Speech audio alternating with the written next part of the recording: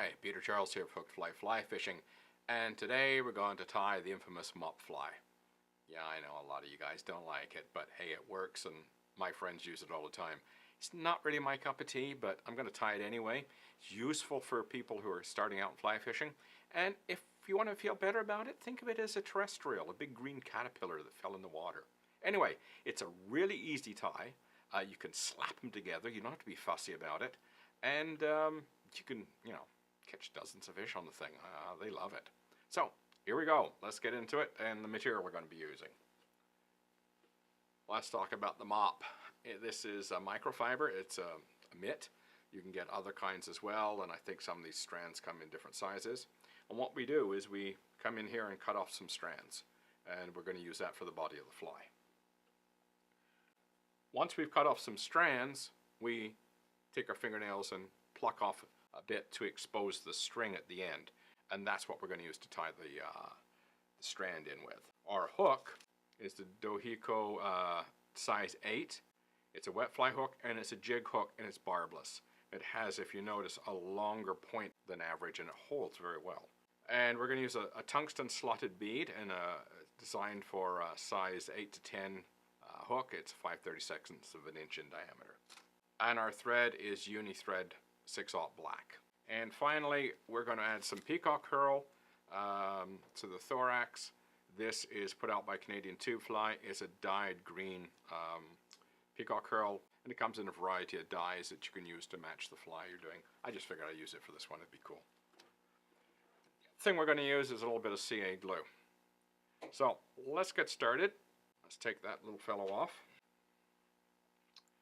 I've prepped this already. I've put the slotted bead on, and I've slid the strand on as if I was threading a plastic worm on a hook.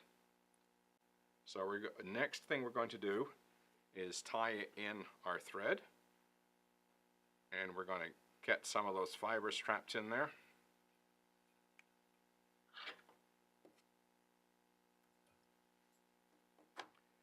And just do a couple of pinch loops in there to work that all in, and put a few wraps behind the bead to try and keep it all in place. Okay, good. If that starts to spin a little bit, you can spin it back. There we go. Now here's where we get to the CA glue. I'm just going to put in some in here, and then put in a few more wraps, and that helps hold everything together. Now I'm going to come in with 3 strands of my peacock herl. Try not to get this all over your fingers, like I just did there.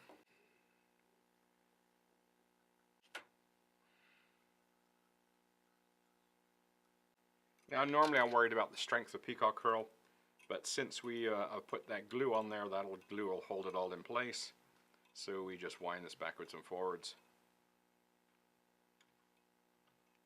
That glue will give it some strength.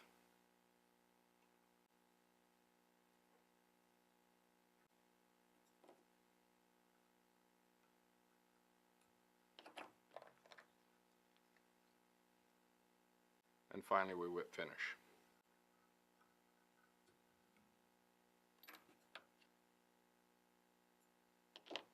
Now one last thing you could do, you could put a little bit of this water-based cement just on those threads to keep them in place.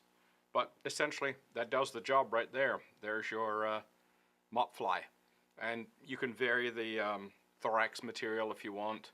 You could put in dubbing, different colors. I mean, there's lots of variation on what you can do with this fly.